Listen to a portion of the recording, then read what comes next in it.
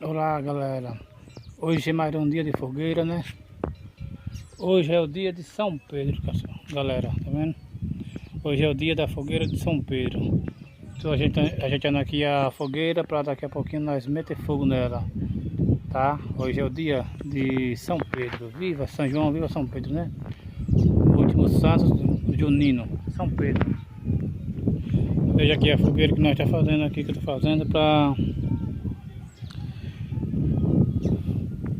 nós acender daqui a pouquinho, né? Fogueira de São João, veja aí.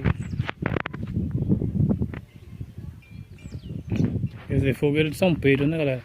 São João foi a semana passada, hoje é São Pedro.